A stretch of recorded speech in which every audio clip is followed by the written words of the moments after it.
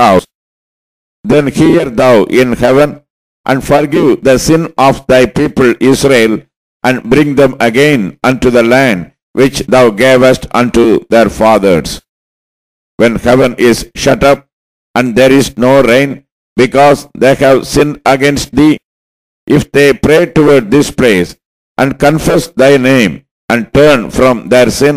where thou afflictest them, then hear thou in heaven, and forgive the sin of thy servants and of thy people Israel, that thou teach them the good way wherein they should walk, and give rain upon thy land, which thou hast given to thy people for an inheritance. If there be in the land famine, and there be pestilence, blasting, mildew, locust, or if there be caterpillar, if their enemy besiege them in the land of their cities, whatsoever plague, whatsoever sickness there be, what prayer and supplication soever be made by any man, or by all the people of Israel, which shall know every man the plague of his own heart, and spread forth his hands toward this house. Then hear thou in heaven thy dwelling place, and forgive, and do, and give to every man according to his ways, whose heart thou knowest. For thou, even thou only, knowest the hearts of all the children of men, that they may fear thee all the days that they live in the land which thou gavest unto our fathers. Moreover, concerning a stranger that is not of thy people Israel, but cometh out of a far country for thy name's sake, for they shall hear of thy great name, and of thy strong hand, and of thy stretched out arm, when he shall come and pray toward this house.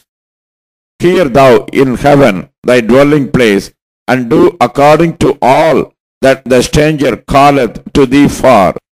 that all people of the earth may know thy name, to fear thee as do thy people Israel, and that they may know that this house which I have builded is called by thy name. If thy people go out to battle against their enemy, whithersoever thou shalt send them, and shall pray unto the Lord toward the city which thou hast chosen, and toward the house that I have built for thy name, then hear thou in heaven their prayer and their supplication, and maintain their cause. If they sin against thee, for there is no man that sinneth not, and thou be angry with them, and deliver them to the enemy, so that they carry them away captives unto the land of the enemy, far or near.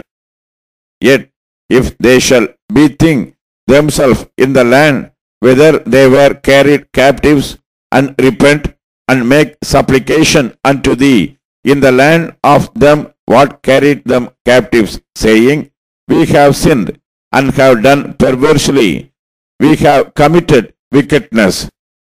and so return unto thee with all their heart and with all their soul in the land of their enemies, which led them away captive, and pray unto thee toward their land, which thou gavest unto their fathers, the city which thou hast chosen, and the house which I have built for thy name. Then hear thou their prayer and their supplication in heaven, thy dwelling place, and maintain their cause, and forgive thy people that have sinned against thee, and all their transgression wherein they have transgressed against thee, and give them compassion before them who carried them captive, that they may be compassion on them. For they be thy people, and thine inheritance, which thou broughtest forth out of Egypt, from the midst of the furnace of iron, that thine eyes may be open unto the supplication of thy servant, and unto the supplication of thy people Israel, to hearken unto them in all that they call for unto thee. For thou didst separate them from among all the people of the earth to be thine inheritance, as thou speakest by the hand of Moses thy servant, when thou broughtest our fathers out of Egypt, O Lord God. And it was so, that when Solomon had made an end of praying all this prayer and supplication unto the Lord, he arose from before the altar of the Lord, from kneeling on his knees, with his hands spread up to heaven. And he stood and blessed all the congregation of Israel with a loud voice, saying, Blessed be the Lord, that hath given rest unto his people Israel, according to all that he promised. There hath not failed one word of all his good promise, which he promised by the hand of Moses his servant. The Lord our God be with us, as he was with our fathers. Let him not leave us nor forsake us, that he may incline our hearts unto him, to walk in all his ways, and to keep his commandments and his statutes and his judgments, which he commanded our fathers. And let these my words, wherewith I have made supplication before the Lord, be nigh unto the Lord our God day and night, that he maintain the cause of his servant and the cause of his people Israel at all times, as the matter shall recur, that all the people of the earth may know that the Lord is God, and that there is none else.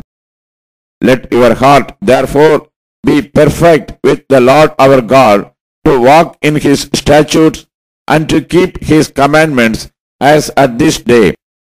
And the king and all Israel with him offered sacrifice before the Lord.